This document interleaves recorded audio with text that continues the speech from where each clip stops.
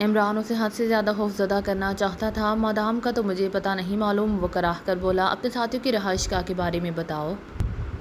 وہ دفتن اس کے حلق سے گرگرانے کی آواز نکلی اور پھر اس کی گردن ڈھلک گئی۔ عمران کے منہ سے ٹھنڈا سانس نکل گیا۔ وہ سمجھ گیا کہ اس کے شکار نے خودکشی کر لی ہے، مگر کیسے، یہ بھی اسے معلوم تھا۔ زیرو لینڈ کے ہر کارکن کے پاس زہر موجود ہوتا ہے، اور جب وہ یہ دیکھ لیتے ہیں کہ ان کی جان نہیں بچ سکے گی، یا یہ کہ وہ تشدد کے آگے جھک جائیں گے اور زبان کھول دیں گے، تو وہ اپنے پاس موجود زہر استعمال کر لیا کرتے تھے۔ اس کے شکار کے دانتوں میں بھی ایک دانت یقیناً مصنوعی لگا ہوا تھا، اور اس نے اسی دانت کو چبا کر خودکشی کی تھی۔ ہر مصنوعی دانت میں دنیا کا سب سے خطرناک زہر سائنائڈ ہوتا ہے، اور یہ زہر زبان کے لگتے ہی انسان کو فنا کی گھاٹ اتار دیتا ہے۔ اس نے سر ہلایا ہی تھا کہ دوڑتے ہوئے قدموں کی چاپ ابھری، آوازیں چاروں طرف کی تھیں۔ وہ اس طرح چوکنا ہو گیا جیسے کوئی زخمی شیر شکار کی آہٹ محسوس کر کے چوکنا ہو جاتا ہے۔ وہ چاروں طرف دیکھ رہا تھا۔ یک بیک تیز روشنی کا دائرہ اس پر پڑا اور وہ بری طرح سے اچھل پڑا۔ اس کے ساتھ ہی اسٹین گن کی گرج سنائی دی، پھر عمران کے حلق سے نکلنے والی چیخ دور تک لہراتی چلی گئی۔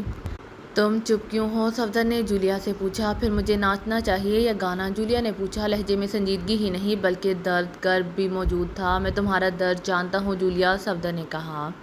جانتے ہو، اس کے باوجود میری خاموشی پر معترض ہو؟ جولیا نے کہا۔ لہجہ شکایتی بھی تھا اور مایوسانہ بھی۔ دیکھو، صفدر نے کہا، اسلام میں 4 شادیوں کی اجازت ہے۔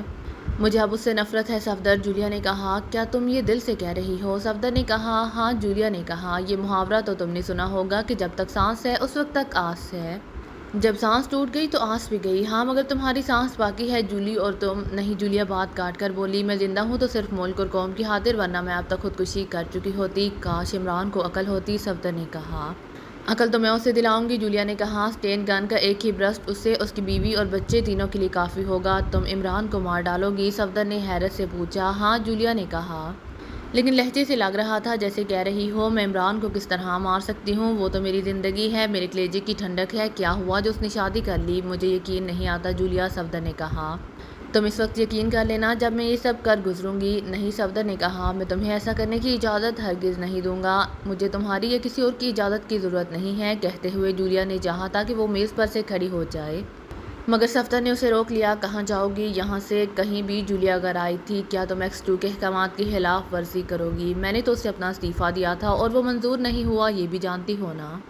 اسی لیے تو یہاں موجود ہوں، جولیا نے کہا، ورنہ اب تک عمران کو گولی مار کر سوئٹزرلینڈ پہنچ چکی ہوتی۔ کیا تم اپنی محبت کو مار ڈالو گی؟ صفدر نے کہا۔ اب وہ نائلہ عرشی کی محبت ہے، جولیا اگر آئی۔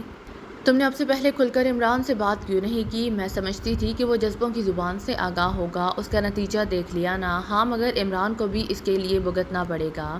تم سے پہلے تو تھریسیا اس سے نمٹ لے گی۔ صفدر نے تھریسیا کا ذکر اسی لیے کیا تھا کہ جولیا کا غصہ ختم ہو جائے اور وہ یہ سوچ کر مطمئن ہو جائے کہ تھریسیا وعدے کے مطابق عمران کو مار ڈالے گی۔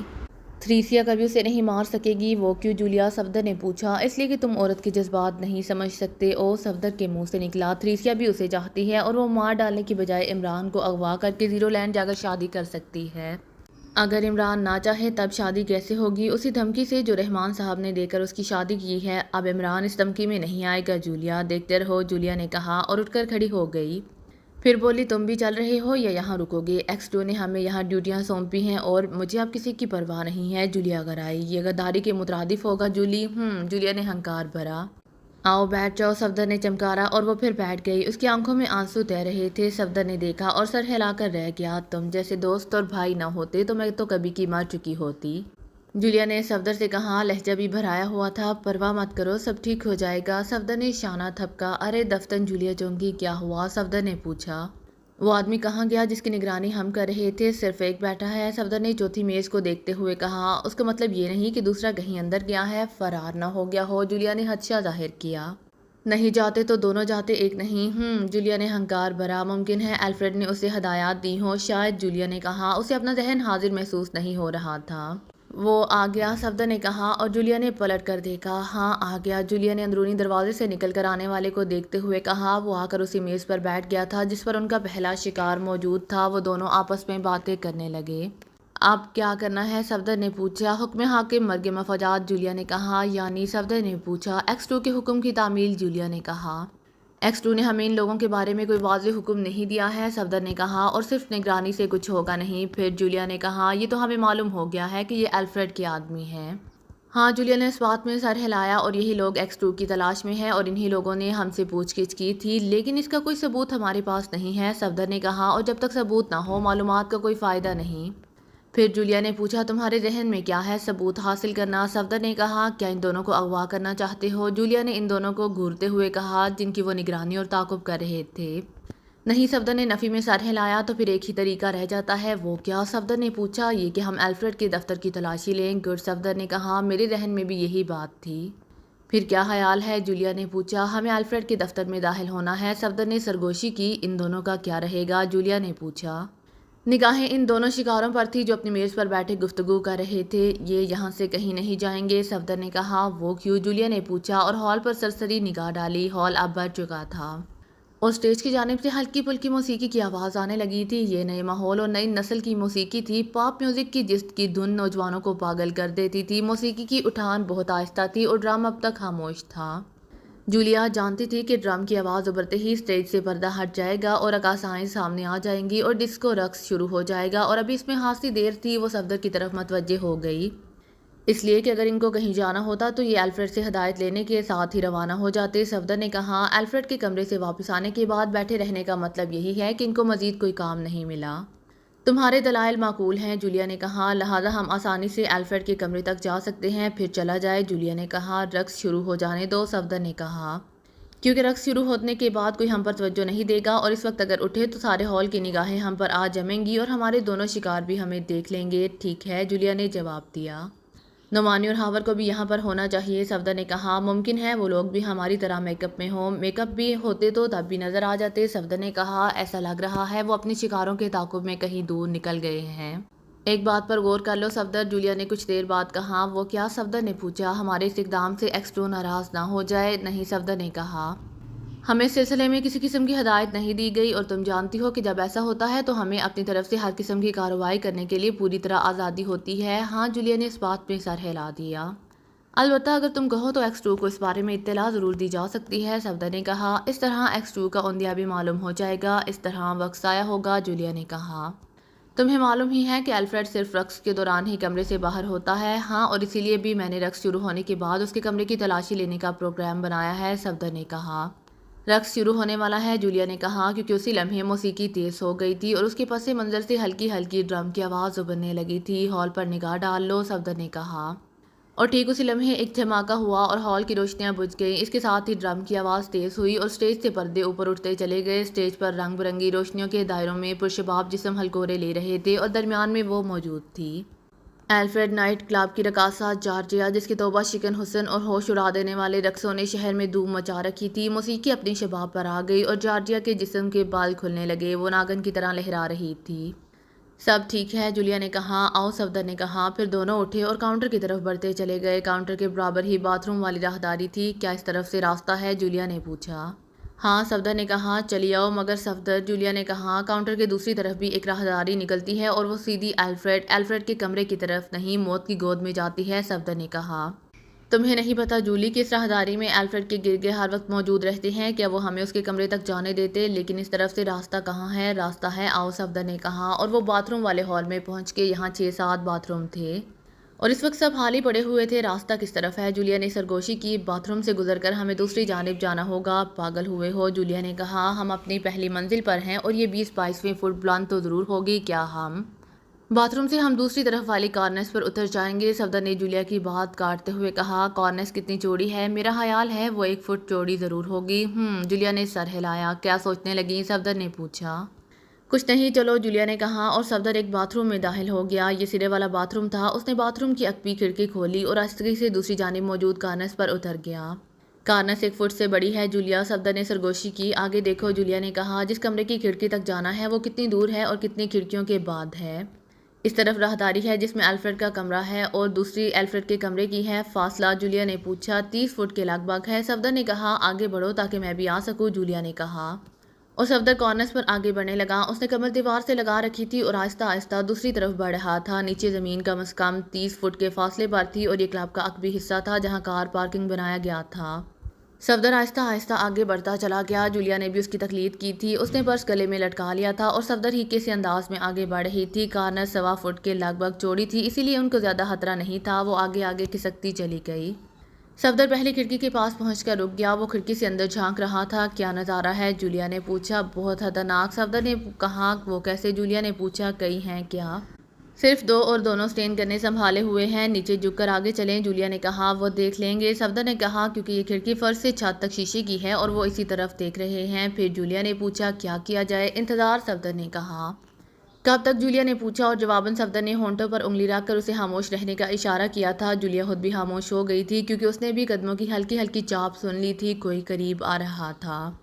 آنے والا کھڑکی کے پاس آیا، پھر کھڑکی کا ایک پارٹ کھل گیا۔ دوسرے ہی لمحے ان کے دل اچھل کر سینے میں آ ٹکے۔ آنے والے نے کھڑکی کھول کر گردن باہر نکال دی تھی۔ وہ دونوں دیوار سے چپک گئے۔ دل بے انتہا تیزی سے دھڑک رہا تھا۔ ایسا لگ رہا تھا جیسے وہ سینہ توڑ کر باہر نکل آئے گا۔ کھڑکی کھولنے والے نے تھوک کا پٹاخہ باہر فضا میں اچھال دیا، پھر کچھ بڑبڑایا بھی تھا۔ کیا یہ جولیا کی سمجھ میں نہیں آ سکا تھا؟ اگر تاریکی نہ ہوتی تو وہ آسانی سے دیکھے جا سکتے تھے۔ آس پاس کوئی ایسی عمارت بھی نہیں تھی کہ جس کی کھڑکیوں کی روشنی کا عکس کارنس پر پڑتا اور وہ اس روشنی میں کھڑکی کھولنے والے کو نظر آ سکتے۔ وہ دم سادے دیوار سے چپکے کھڑے رہے۔ کھڑکی کھولنے والا ان کو اندر کی راہداری کی روشنی میں صاف نظر آ رہا تھا۔ صفدر نے پہچان لیا کہ دونوں محافظوں میں سے ایک تھا جو راہداری کی نگرانی کر رہے تھے، اور وہ قدم شیشے والی کھڑکی کو عبور نہیں کر پائے تھے اور ان کو رکنا پڑا تھا۔ دفتن وہ اچھل پڑے۔ اچانک شعلہ سا لبکا تھا، چکا چوند ہوئی تھی۔ اگر وہ تربیت یافتہ نہ ہوتے تو ان کے جسم 30 فٹ کی بلندی سے زمین پر گر کر گوشت کا ڈھیر بن چکے ہوتے۔ کھڑکی کھولنے والے نے اچانک لائٹر سلگایا تھا اور شاید لائٹر میں گیس پوری کھلی ہوئی تھی، اسی لیے شعلہ کی لپک کافی تیز تھی اور اسی نے ان کو چونکایا تھا، لیکن خیر گزری کہ وہ اپنی سگریٹ کی طرف متوجہ تھا۔ سگریٹ سلگانے کے بعد اس نے کھڑکی بند کی اور واپس لوٹ گیا۔ صفدر نے 4 لمحے انتظار کیا، پھر دوسری طرف جھانکا۔ وہ 10-12 فٹ کے فاصلے پر کھڑے ہوئے آپس میں گفتگو کر رہے تھے اور ان میں سے ایک کی کمر کھڑکی کی طرف تھی اور اسی نے دوسرے کو بھی اوٹ میں لے رکھا تھا۔ صفدر مڑا اور آہستہ آہستہ کھڑکی عبور کرنے لگا۔ دوسری طرف پہنچ کر اس نے پھر دیکھا، وہ اب بھی اسی طرح کھڑے ہوئے تھے۔ صفدر نے اشارہ کیا اور جولیا آگے بڑھنے لگی۔ لمحہ بلمحہ وہ صفدر کے قریب ہوتی جا رہی تھی اور صفدر کی نگاہیں ان دونوں پر ٹکی ہوئی تھیں اور وہ کسی بھی لمحے پلٹ کر دیکھ سکتے تھے، اور وہ لمحہ ان کی زندگیوں کا شاید آخری لمحہ ہوتا۔ وہ ان کو دیکھتے ہی اسٹین گن سے چھلنی کر کے رکھ دیتے۔ وقت گویا ٹھہر گیا تھا۔ لمحہ لمحہ گزرتا ہوا وقت ایسے ہی تھا جیسے پھانسی کا پھندا تیز ہوتا جا رہا ہو۔ دفتن صفدر کا سانس رک گیا، وہ پلٹ پڑا تھا۔ صفدر تیزی سے پیچھے ہٹا۔ اس کے ساتھ ہی جولیا اس کی جگہ پہنچ گئی۔ دوسری طرف راہداری سے تیز تیز قدموں کی چاپ سنائی دے رہی تھی۔ آنے والا ادھر ہی آ رہا تھا۔ صفدر نے الفریڈ کے کمرے کی کھڑکی پر ہاتھ رکھا، وہ اندر سے بند نہیں تھی۔ وہ پھرتی سے چوکھٹ پر چڑھ کر دوسری طرف اترا اور بجلی کسی تیزی سے جولیا کو بھی اندر گھسیٹ لیا۔ پھر کھڑکی بند کی ہی تھی کہ راہداری والی کھڑکی کھلنے کی آواز سنائی دی اور وہ اپنی کھڑکی سے چپک گئے۔ کیا بات ہے؟ کسی کی آواز ابھری۔ یہ شاید راہداری والی کھڑکی کھولنے والے کا ساتھی تھا۔ مجھے کچھ شبہ سا ہوا تھا، کھڑکی کھولنے والے نے کہا۔ کس بات کا شبہ؟ دوسرے نے پوچھا۔ بس ایسا لگا تھا جیسے کوئی باہر موجود ہو۔ پھر دوسرے نے پوچھا۔ کوئی نظر آیا؟ نہیں، ادھر سناٹا ہے، پہلے نے جواب دیا۔ تم کیا سمجھتے ہو 30 فٹ کی بلندی تک کوئی اڑ کر پہنچ جائے گا؟ دوسرے نے کہا۔ لہجے میں طنز بھرا ہوا تھا۔ نہ پہنچے، مگر پہلے نے کہا ہمیں چوکنا رہنا چاہیے۔ ہاں، یہ بات تمہاری صحیح ہے، دوسرے نے کہا، مگر اس کا یہ مطلب نہیں ہے کہ تم ہواؤں کے پیچھے حیران اور پریشان ہوتے پھرو۔ یار تم بات نہیں سمجھے، پہلے نے کہا۔ چلو تم ہی سمجھا دو، دوسرا بولا۔ وہ دونوں کھلی ہوئی کھڑکی کے پاس ہی کھڑے ہوئے باتیں کر رہے تھے، جس کی آواز وہ صاف سن رہے تھے۔ باس کا سابقہ جن لوگوں سے پڑا ہے وہ جن اور بھوتوں سے بھی زیادہ خطرناک اور مافوق الفطرت ہیں۔ اچھا، دوسرے نے کہا، تمہارا اشارہ سیکرٹ سروس والوں کی جانب ہے نا؟ ہاں، پہلے نے جواب دیا۔ اگر باس نے منع نہ کیا ہوتا نا تو میں اب تک ان کے ٹکڑے کر چکا ہوتا، دوسرے نے کہا، اور پہلا زور سے ہنس پڑا۔ اس میں ہنسنے کی کون سی بات ہے؟ دوسرا بگڑ کر بولا۔ وہ اتنے آسان شکار ہوتے تو باس کو پریشانی ہی کیوں ہوتی؟ تم نے دیکھا نہیں کہ میں نے کس آسانی سے ان لوگوں کو اغوا کر لیا تھا، دوسرے نے کہا۔ اسی آسانی سے ان کا خاتمہ بھی کیا جا سکتا ہے۔ تمہیں پتہ ہے باس کا اس بارے میں کیا خیال ہے؟ پہلے نے کہا۔ نہیں، دوسرے نے کہا۔ تم بتلاؤ کیا خیال ہے؟ یہی کہ سیکرٹ سروس کے جن افراد کو تم نے دوسروں سے مل کر اغوا کیا تھا اور X2 کے بارے میں پوچھ گچھ کی تھی وہ تمہاری ذہانت نہیں تھی، پہلے نے کہا، بلکہ باس کے خیال کے مطابق یہ X2 کی کوئی چال تھی۔ چال؟ دوسرا کر آیا۔ کیسی چال؟ یہی کہ اس طرح وہ ہماری اصلیت جاننا چاہتا ہے۔ وہ سے تمہاری مراد X2 ہے؟ دوسرے نے پوچھا۔ ہاں، اور یہی وجہ ہے کہ وہ اس آسانی سے اغوا ہو گئے تھے۔ دوسرے نے سر ہلایا۔ شاید باس کا خیال صحیح ہو، اسی لیے اب ان لوگوں کی سرکوبی کے لیے کچھ اور لوگ ہیڈ کوارٹر سے یہاں آئے ہیں، پہلے نے کہا۔ ان میں ایک مرد اور ایک عورت ہے۔ تمہیں کیسے پتا؟ دوسرے نے پوچھا۔ باس نے بتایا تھا۔ پہلے نے کہا بکواس مت کرو۔ دوسرا بولا باس ایسی باتیں کسی کو نہیں بتایا کرتا، ٹھیک کہتے ہو۔ اس نے کہا باس فون پر بات کر رہا تو میں نے وہ گفتگو سن لی تھی جو وہ کسی راڈلف سے بات کر رہا تھا۔ دوسرا بولا کھڑکی میں کب تک کھڑے رہو گے، چلو۔ اس آواز کے ساتھ ہی کھڑکی بند ہونے کی آواز سنائی دی، پھر قدموں کی چاپ ابھری، وہ واپس جا رہے تھے۔ شکر ہے، جولیا نے لمبا سا سانس لیتے ہوئے کہا۔